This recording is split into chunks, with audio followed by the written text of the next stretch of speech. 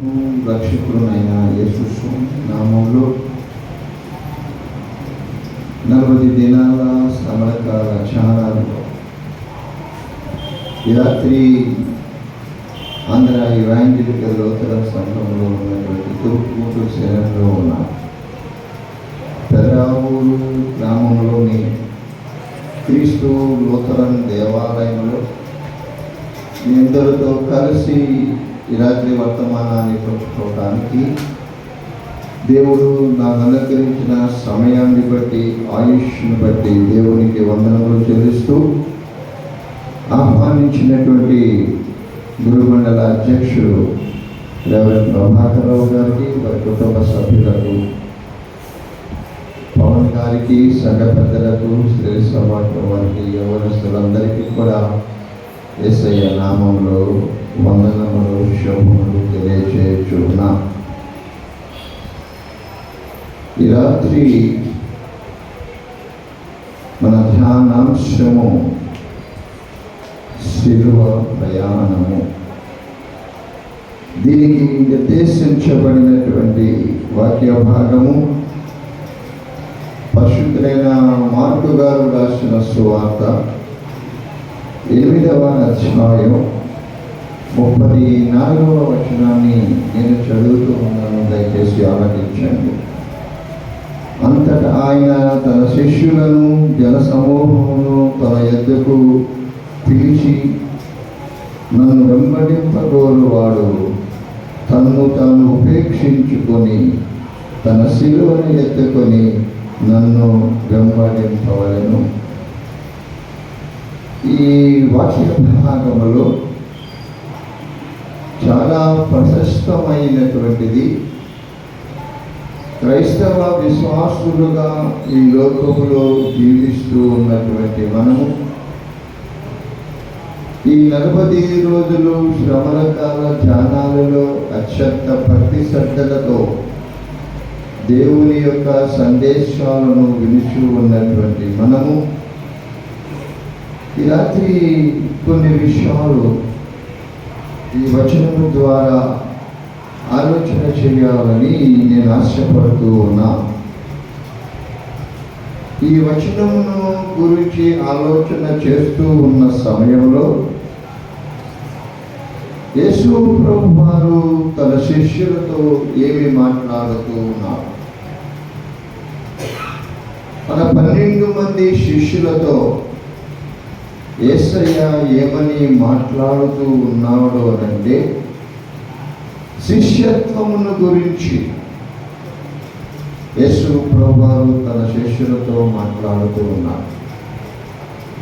శిష్యులు ఏ విధమైన డిసిప్లైన్ కలిగి ఉండాలో, అసలు శిష్యులు అంటే ఎవరో అనేటటువంటి అత్యంత స్పష్టమైన బోధన యేసు ప్రభువు చేస్తూ ఉన్నారు.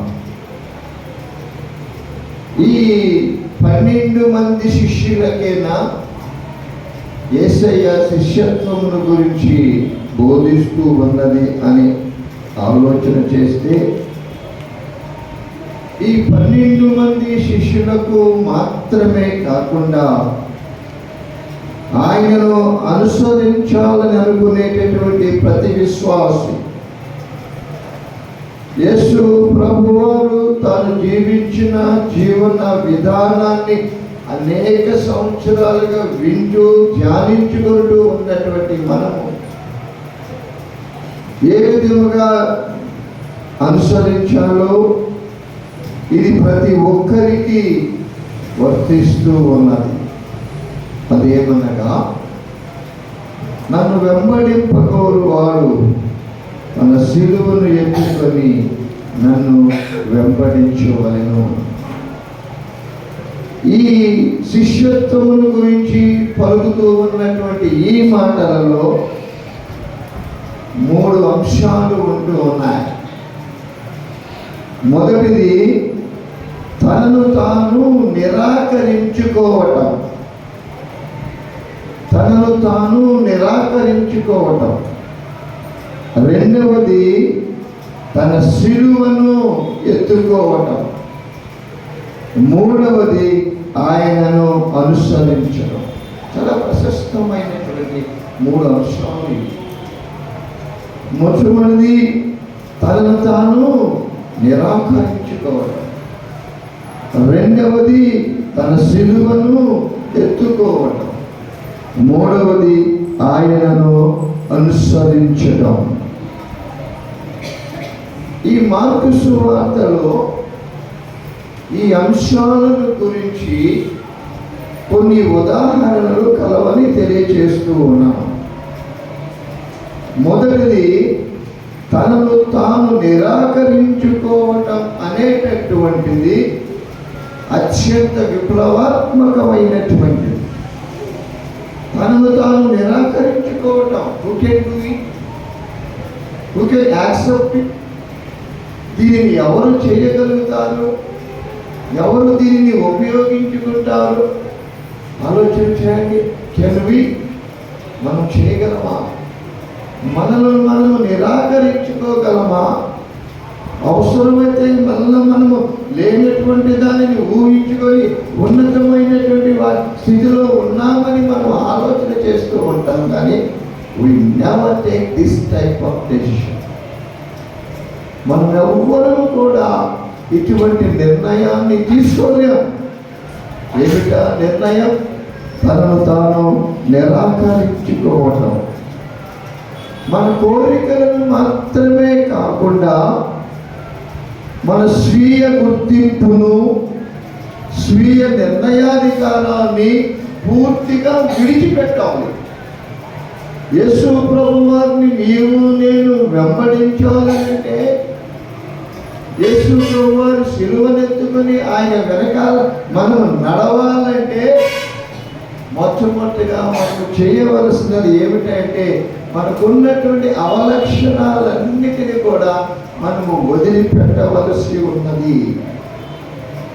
ఇది మరణానికి నడిచే యాత్రలో చేరటం లాంటిది. మరణానికి నడిచే యాత్రలో చేరటం లాంటిది. రెండవ అంశాన్ని కనుక మనం చూసినట్లయితే సిలువను ఎత్తుకోవటం. మార్కు సువార్తలో సిలువ అనేటటువంటి పదానికి ఇది మొట్టమొదటి ప్రస్తావన. 15వ అధ్యాయము నుండి మళ్ళీ కనిపిస్తూ ఉన్నటువంటి పదము సిలువ అనేటటువంటి పదం. ఇది యేసు ప్రభువు మరణానికి ముందే సూచిస్తూ ఉన్నది. ఆయన మరణించబోతూ ఉన్నాడు. ఆయన సర్వమానవుల పాపముల పరిహారార్థమై ఆయన తన ప్రాణాన్ని సిలువ మ్రాను మీద అర్పించబోతూ ఉన్నాడు అన్నటువంటిది ఆయన ఈ లోకమును విడవక ముందే ఆయన సిలువ యాత్రను, ఆయన సిలువ మరణాన్ని జ్ఞాపకం చేస్తూ ఉన్నారు. అసలు ఈ సిలువ యాత్రకు మనము అనుసరిస్తూ ఉన్నటువంటి విధానం ఏంటంటే, ఇది కేవలము శారీరక మరణానికి సిద్ధపడటము మాత్రమే కాదు. శారీరక మరణము అందరికీ సంప్రాప్తిస్తుంది. ఈ మరణమును తప్పించుకోగలిగినటువంటి నరుడు ఈ లోకంలో ఎవ్వరూ లేరు. ఈ మరణానికి నువ్వు సిద్ధపడకపోయినా ఇట్ ఈజ్ ఇన్విటబుల్. ఇది తప్పనిసరి అయినటువంటిది. శారీరక మరణానికి సిద్ధపడటము మాత్రమే కాదు, ప్రతిరోజు స్వీయ నిరాకరించటంలో జీవించటము ఇందులోనే ఉన్నది. మనందరం సౌఖ్యాల కొరకు మనం చూస్తాం, సంపద కొరకు మనం చూస్తాం, ఆస్తిపాస్తుల కొరకు మనం చూస్తాం. ఇవేవి మన వెంట రావు. మనం సంపాదించుకున్నదేది ఈ శారీరక మరణంతో మనతో రాదు. మూడవదిగా చూసినట్లయితే ఆయనను అనుసరించటం. ప్రభు మార్గము విడచితిని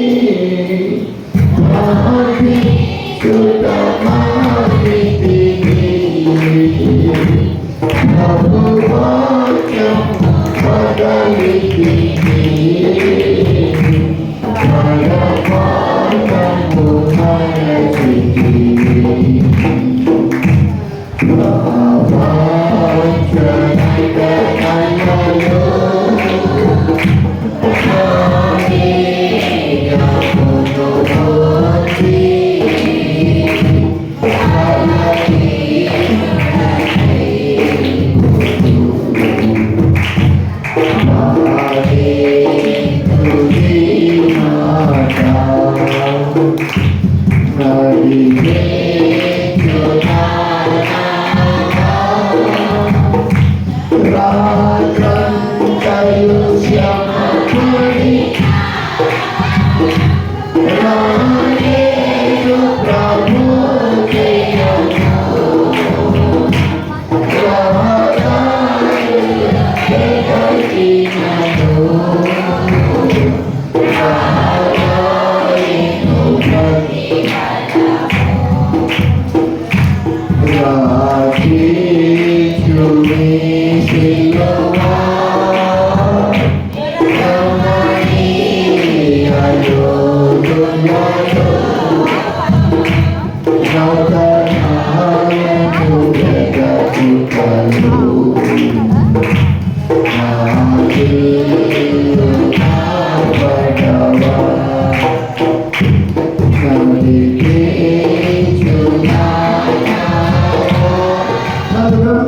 వాడు నా శిలువనెత్తుకొని నన్ను వెంబడించవలను అనగా అనుసరించుగా. ఇది ఒకసారి చేసే పని మాత్రమే కాదు. మన జీవితాలలో, మన దైనందిన జీవితాలలో మన కొరకు శిలువ వేయబడిన యేసయ్యను మనము నిత్యము అనుసరించేవారిగా ఉండాలి. నిత్యము ఆయన గురించి సాక్ష్యం ఇచ్చేవారిగా ఉండాలి. ఆయన మన జీవితాలలో, మన వ్యక్తిగత జీవితాలలో, మన కుటుంబ జీవితాలలో, మన సంఘ జీవితాలలో ఆయనను నిత్యము మనము అనుసరించేవారిగా ఉండాలి. మనలో ఎంతమంది యేసయ్యను మనము వెంబడిస్తూ ఉన్నాం. మనం ముందు పోతుంటే ఎందరూ మన అడుగులు వేసి ఎంతమంది మనను అనుసరిస్తూ ఉన్నారు. విశ్వాసులారా, అనుసరించడం ఒకసారి మాత్రమే చేసే పని కాదు. ఇది నిరంతర ప్రక్రియ. ఇది నిత్యము జరగాలి, ప్రతి క్షణము జరగాలి, ప్రతి క్షణము జరగాలి. ఈ శ్రమల కాల ధ్యానాలలో ఈ అంశాలన్నిటినీ మన జీవితాలలో నెరవేర్చుకునే విధంగా మనం ఉండాలి.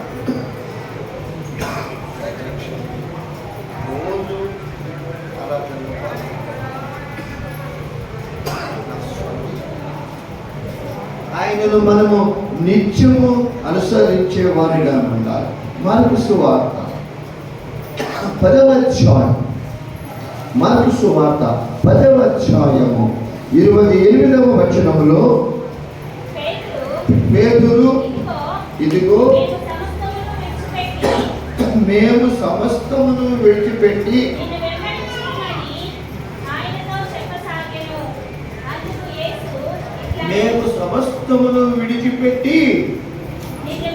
నిన్ను వెంబడించిమని ఆయనతో పేతురు మాట్లాడుతున్నా. నన్ను వెంబడించేవాడు నా శిలువను ఎత్తుకొని నీవు వెంబడించాడని మాట్లాడయా. యేసయ్యా, ఏం మాట్లాడుతున్నావు? ఏమి మాట్లాడుతున్నావయ్యా? నీ పిలుపునందుకొని మేము సమస్తమును వదిలిపెట్టి నిన్ను వెంబడించితివి కదయ్యా.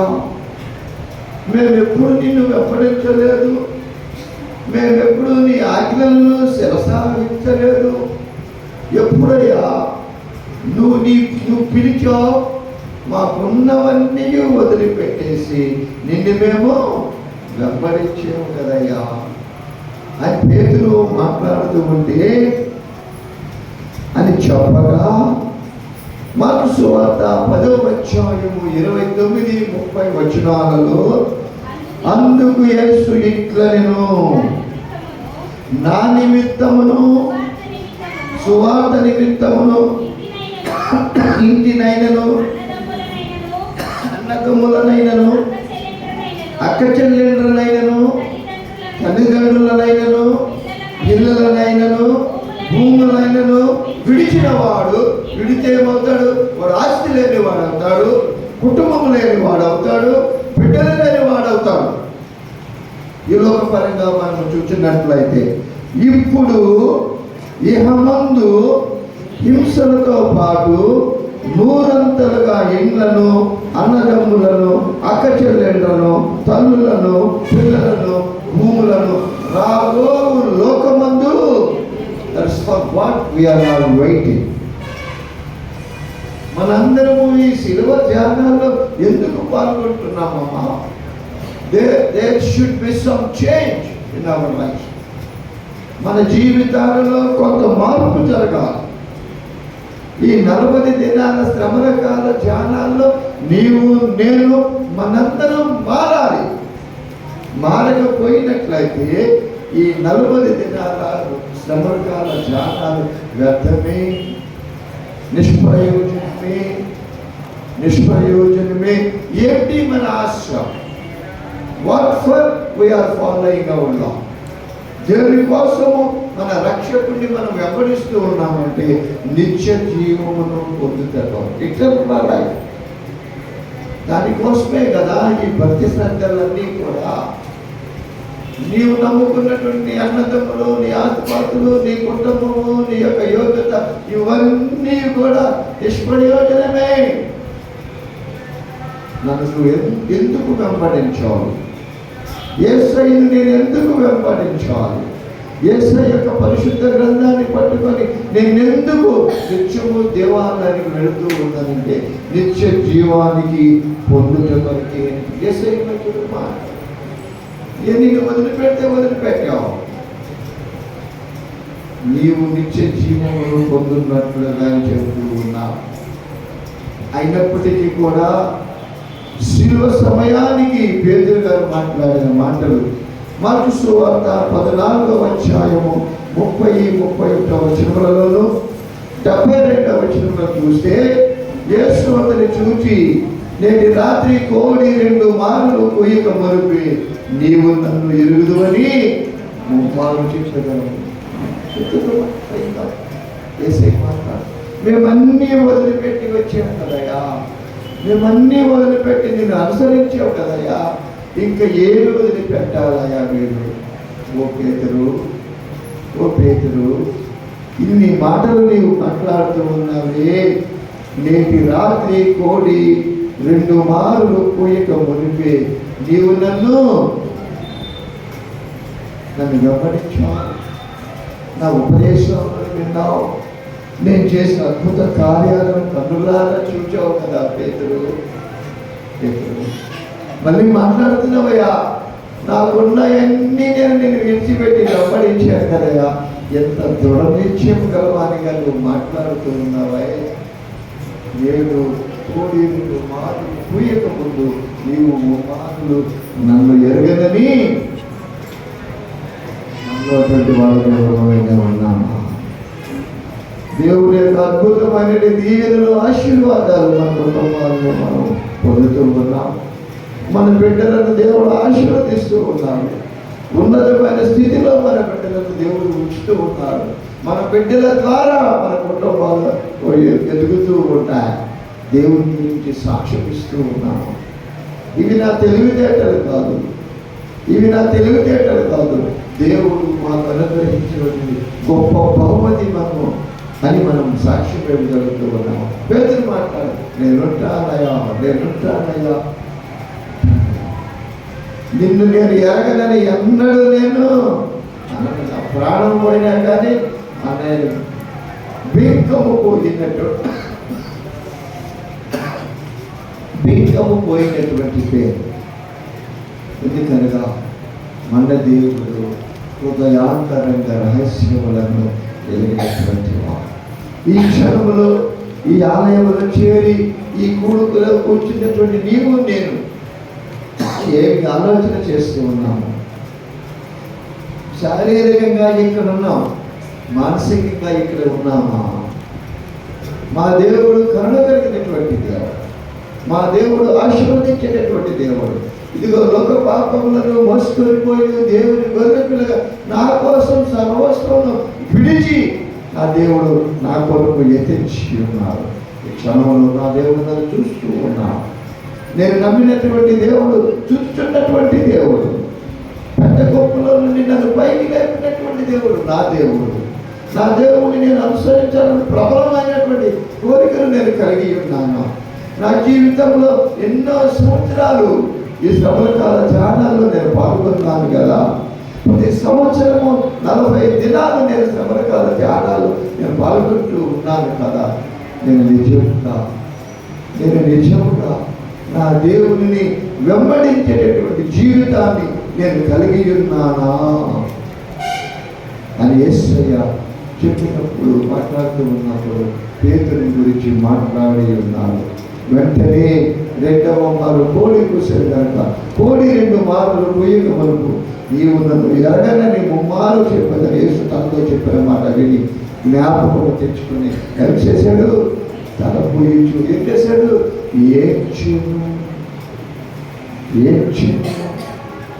ఏడ్చెను. రక్షకుడితో ఉన్నటువంటి పేద యేసయ్య కుడిపార్శ్వన కూర్చోటానికి పేతురు యోహానులు పోటీ పడ్డారు. పోటీ పడిన వాళ్ళు పేతురు కూడా ఉన్నాడు కదా. యేసయ్య పక్కనే స్థానం సంపాదించుకున్నాడు. కానీ అటువంటి పేతురు ఏడ్చినట్లుగా చూస్తూ ఉన్నాం. పేతురు ఒక్కడే పారిపోయాడా?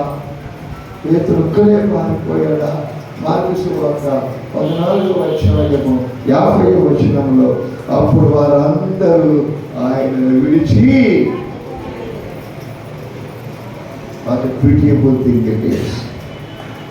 ఇది చాలా విచారించదగినటువంటి విషయం. ఎన్ని అద్భుత కార్యాలు చూశారమ్మా వాళ్ళు యేసయ్య పక్కనే ఉన్నామా? ఎన్ని అద్భుత కార్యాలు కానీ అవన్నీ కూడా వారి మనసులో నుండి తీసుకువెళ్ళిపోయారు. వారెవరూ ఇటువంటి కార్యాలను వారు గుర్తుపట్టలేకపోయారు. యేసయ్య మాట్లాడిన మాటలు నన్ను వెంపడించకూడదు, వారు నా సిలువను ఎత్తుకొని నన్ను వెంపడించి పిలవకుడు. వాళ్ళందరూ కూడా ఆయన యేసు ప్రభువుని విడిచిపెట్టి వెళ్ళినట్లుగా మనం చూస్తూ ఉన్నాం. విశ్వాసులారా, జీవితంలో మనం కొన్ని కోల్పోవడం ద్వారా కొన్నిటిని మనం పొందగలుగుతాం. కొన్నిటిని కోల్పోతే మరికొన్నిటిని దేవుడు మనకు అనుగ్రహిస్తాం. మార్కు సువార్త 8వ అధ్యాయము 35 నుండి 38 వచనాలలో తన ప్రాణమును రక్షించుకునేవాడు దానిని పోగొట్టుకును. దీని గురించి కదా మనం ఆలోచన ఎంతసేపటికి మన ఈ లోకంలో మన ప్రాణాన్ని నిలబెట్టుకోసమే కదా మనం చేశారు. కానీ దేవుని దృష్టిలో తన ప్రాణమును రక్షించుకోగోరువాడు దానిని పోగొట్టుకొను. నా నిమిత్తము చాలా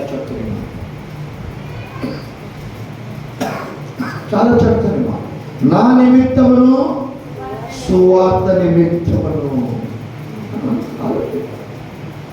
దేవుని కొరకును దేవుని యొక్క సత్య సువార్త కొరకును తన ప్రాణమును పోగొట్టుకునేవాడు దానిని ప్రాణం కొరకు తాపత్రయపడేవాడేమో వాడి ప్రాణాన్ని కోల్పోతాడు. ప్రాణాన్ని రక్షించుకోలేదు. ఎవడైతే ప్రాణాన్ని లెక్క చేయడో దేవుని నిమిత్తము దేవుని సత్య సువార్త నిమిత్తము ఎవరైతే తన ప్రాణాలను కోల్పోతారో వారు ఆ ప్రాణాన్ని రక్షించి నేను మనం చూస్తూ ఉన్నాం. ప్రింట్ మీడియా ద్వారా కానీ ఎలక్ట్రానిక్ మీడియా ద్వారా కానివ్వండి మనం అనేకమైన సంఘటనలు మనం చూస్తూ ఉన్నాం. సువార్తను ప్రకటించే వాళ్ళని కొడుతూ ఉన్నారు, బైబిళ్లను తగలబెడుతూ ఉన్నారు. మనము ఎక్కడో ఈ మధ్య కాలంలో ఉండి నియోజకవర్గంలో క్రైస్తవ దేవాలయాలన్నిటిని కూడా పడగొడుతూ ఉన్నారు. ఇది వాస్తవం. కొన్ని సంవత్సరాల క్రితము నేను అక్కడికి సువార్త సభలకు వెళ్ళాను. చాలా పెద్ద సంఘం. లోకము మారుతూ ఉన్నది.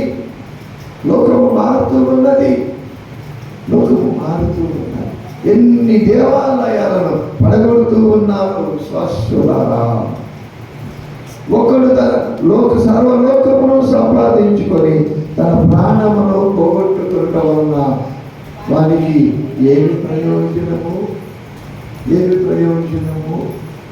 ప్రస్తుతం మనం చూసినట్లయితే వాడికి బోల్డ్ ఆస్తి ఉంటుంది, ఏ రకమైన వంట అయినా కానీ చేయించుకోగల శక్తి ఉంటుంది, ఏ రకమైన మిఠాయి అయినా కానీ వాడికి క్షణంలో తయారు చేసుకుంటాడు.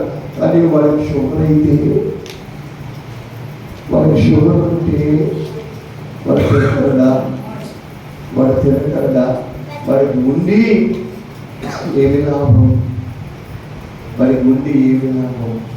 నిష్ప్రయోజనమే కదా, వానికి ఏమీ ప్రయోజనము. మనుషులు తన ప్రాణమునకు ప్రతిగా ఏమి ఇయ్యగలరు? No man can give. మనుషుడు తన ప్రాణమునకు ప్రతిగా ఏమి ఇయ్యగలడు? ఏమి ఇయ్యగలడు? మనకి యేసయ్య ఊహించుకుందాం. యేసయ్య తన ప్రాణమునకు ప్రతిగా యేసయ్య మనకేమిస్తూ ఉన్నాడు? రక్షణను దయచేస్తూ ఉన్నాడు. మనందరికీ రక్షణ ఇవ్వటానికి కొరకే కదా ఆయన ఇన్ని శ్రమలు, ఇన్ని అవమానాలు పొంది ఉన్నది. మనుషుడు తన ప్రాణమునకు ప్రతిగా ఏమి ఇయ్యగలడు? వ్యభిచారమును పాపమును చేయి ఈ తరము వారిలో నన్ను గురించి, నా మాటలను గురించి సిగ్గుపాడు వాడవడు. వారిని గురించి మనుష్య కుమారుడు తన తండ్రి మహిమ గలవారి పరిశుద్ధ దూతలు కూడా వచ్చినప్పుడు సిగ్గుపడునని. ఈనాడు సిగ్గు లేకపోవచ్చు, ఈనాడు శ్రమ లేకపోవచ్చు, కానీ ఒకనాడు యేసయ్య వచ్చేటప్పుడు, మంచి ఆకాశంలోనికి వచ్చేటప్పుడు మనము చూచి, ఆయన చూచి మనము సిగ్గుపడేసిన అవసరం ఉంటుందేమో. విశ్వాసులారా ఆలోచన చేయండి. యేసు రాజుగా వచ్చుచున్నాడు, లోకమంతా తెలుసుకుంటాడు. యేసు రాజుగా వచ్చుచున్నాడు, లోకమంతా తెలుసుకుంటాడు.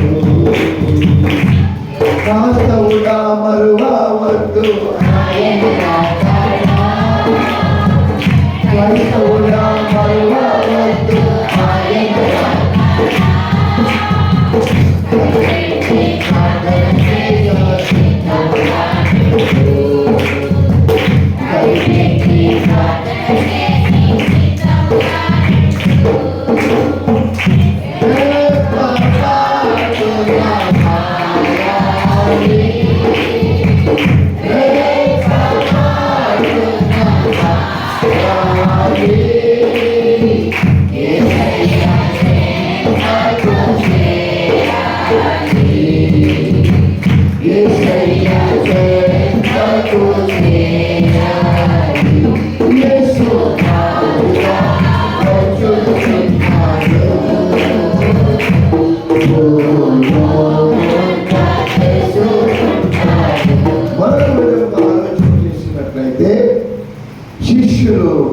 విఫలమైపోయారు. యేసయ్య చెప్పిన మాటలు నిర్లక్ష్యం చేశారు, నమ్మలేదు, దేవుడిని విడిచి పారిపోయారు. ప్రభు యేసయ్య శిష్యులకు మరణ విషయంలో చేసిన సూచనలను వారు సరిగా అర్థము చేసుకోలేకపోయారు. వారి అవివేకం, వారి భయం, వారి అహంకారంతో స్పందించారు. మార్కు సువార్త 8వ అధ్యాయం, మార్కు సువార్త 8వ అధ్యాయము 32 నుండి 33 వచనాలలో ఆయన ఈ మాట బహిరంగంగా చెప్పాను. పేతురు ఆయన చేయి పట్టుకొని ఆయనను యేసయ్యనే గద్దించాడంట. ఒక రక్షకుడే గద్దించాడంట పేతురు. ఎవరైనా మాట్లాడమని చదువు. ఆయన ఈ మాట బహిరంగంగా చెప్పాను. పేతురు ఆయన చేయి పట్టుకుని ఆయనని గద్దింపసాగాను. అందుకు ఆయన తన శిష్యుల వైపు తిరిగి వారిని చూసి, నా వెనుకకు పొమ్మని చెప్తూ ఉన్నాడు. నీవు మనుషుల సంగతులను గురించి మనస్కరించుచున్నావు కానీ దేవుని సంగతులను మనస్కరించకున్నావని పేతురును నువ్వు నీ దృష్టితో ఆలోచన చేస్తూ ఉన్నావు. మనుషులుగా నీవు ఆలోచన చేస్తూ ఉన్నావు, కానీ నేను దేవుని యొక్క కుమారుణ్ణి. నా సంగతులను నువ్వు మనస్కరించకుండా ఉన్నావు. మార్కు సువార్త 9వ అధ్యాయము 32వ వచనంలో వారు ఆ మాట గ్రహింపలేదు, కానీ ఆయన నడుగా అయ్యా నిన్ను వెంబడించబడుతున్నావయ్యా, దేవునిని ఎలా వెంబడించాలి, నువ్వు దేవునిని ఎలా వెంబడించు. అయినప్పటికీ యేసు ప్రతిసారి శిష్యత్వ స్వరూపాన్ని వాళ్ళకి బోధించాడు. శిలువాకార జీవితం అంటే వినయము, సేవాభావం కలిగిన వారిగా వారి లోకములో దేవుని యొక్క సత్య సువార్తను ప్రకటించాలని ఆయన చెబుతున్నారు. అయితే అందరూ విఫలం అవ్వలేదు. కానీ మార్కు సువార్త 15వ అధ్యాయము 40వ వచనంలో వారిలో మగ్దలేనే మరియయు, చిన్న యాకోబు, యేసే అను వారి తల్లి అయిన మరియయు, సలోమియు ఉన్నారు. అందరూ పారిపోయారు. యేసే శిలువను మార్చుకుంటూ వెళ్ళిపోతున్న సమయంలో ఆయన శిష్యులందరూ కూడా ఆయనని విడిచి వెళ్ళిపోయారు. గౌరవే ఆయనని విడిచిపోయారు. కానీ వీరు దూరం నుంచి ఆయన యేసు ప్రభువు యొక్క వేదనను చూశారు. వారు చివరి వరకు వారు నిలిచి ఉన్నారు. యేసు ప్రభువు యొక్క శిలువను వెంబడించాలంటే ఒకటి వినయము కావాలి, రెండవది సేవాభావము కలగాలి. సేవకత్వము గొప్ప ధర్మ యొక్క మార్గము, సేవా ధర్మము, సేవకత్వము గొప్ప ధర్మ యొక్క గొప్ప యేసయ్య యొక్క మార్గమయ్యం. యేసు ఒక గొప్ప వాగ్దానం చేశారు. ఆయన కొరకు అన్నీ విడిచినారు. ఆ కాలంలోనే 100 పొందుకుంటారని ఆయన రాబోయే యుగంలో నిత్య జీవముల గురించి ఆయన మాట్లాడుతూ ఉన్నారు. మార్కు సువార్త 10వ అధ్యాయము 29-30 వచనాలలో అందుకు యేసు ఇట్లనెను, మళ్ళా చదువుకోండి 10వ వచనాన్ని, నా నిమిత్తమును, నా సువార్త నిమిత్తమును, నా ఇంటినైనను, అన్నదమ్ములనైనను, అక్క చెల్లెళ్ళనైనను, తల్లిదండ్రులను, పిల్లలైన భూములను విడిచిన వాడు ఇప్పుడు యెహోవాను హింసలతో పాటు 100 ఇళ్లను, అన్నదమ్ములను, అక్క చెల్లెండ్లను, తల్లులను, పిల్లలను, భూములను రాబోయే లోకమందు నిత్య జీవము పొందునని మీకు నిశ్చయముగా.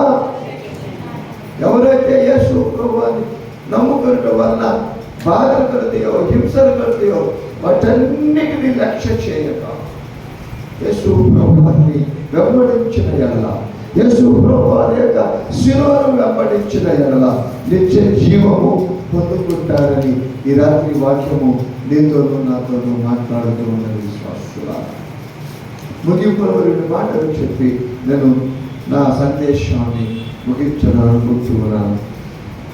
సేవాకార శిష్యత్వము విరుద్ధముగా కనిపించిన అది జీవానికి మార్గము. మనం సేవ చేస్తూ ఉంటే మనం అవహేళన చేయవచ్చు, కానీ అది చివరికి జీవానికి మార్గముగా ఉంటూ ఉన్నది. తను తాను నిరాకరించటము, శిలువను ఎత్తుకోవటం, యేసును అనుసరించటం, ఇదే నిత్య సత్యమైన శిష్యత్వ లక్షణాలు ఉంటూ ఉన్నాయి. యేసయ్య శిష్యుడుగా నీవు నేను ఈ లోకంలో ఉండాలంటే కష్టాలు వచ్చినా, బాధలు వచ్చినా మనం వాటిని లెక్క చేయకుండా అది కనిపించిన శాశ్వత లాభానికి అవి దారితీస్తుంది. కనుక యేసయ్యను వెంబడించటం, ఆయన సువార్తను చేపట్టి, ఆయన సువార్తను చేతబట్టి యేసయ్య ఎవరో తెలియని వారికి యేసయ్యను చెప్పడం, యేసయ్యను అనుసరించడం అంటే అది పూలపాన్పు కాదు. అది పూలపాన్పు కాదు. It's not a bed of roses. అది పూలపాన్పు కాదు. అది చాలా కష్టంతోనూ, బాధలతోనూ, హింసలతోనూ కూడినటువంటిది. యేసయ్యను నమ్మినటువంటి వారిని, యేసయ్యను వాక్యాన్ని ప్రకటించేటటువంటి ఎంతమంది హతసాక్షులు కాలేదు. స్టెఫెను రాళ్లతో కొట్టబడ్డారు. పౌలును జైల్లో వేశారు, హింసలకు గురి చేశారు, సలసల కాలుతూ నూనెలో వేశారు, సింహాల బోరలో వేశారు. కానీ సజీవుడైన యేసయ్య నమ్ముకున్న ద్వారా వారు యేసయ్య యొక్క సువార్తను నలుదిక్కులా ప్రకటించే వారిగా వారు జీవించారు. నీవు నేను ప్రయాణించవలసినది శిలువ మార్గములో పయనించాలి.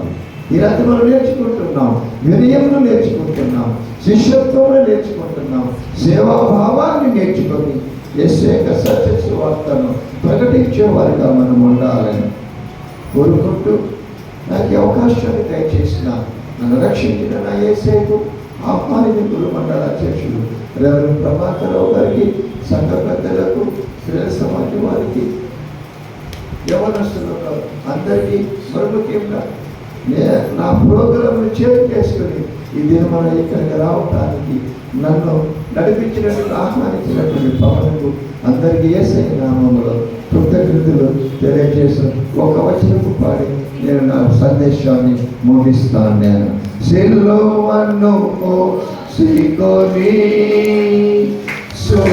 సువార్తను చేసి సిలువను మోసికొని సువార్తను చేసి యేసుని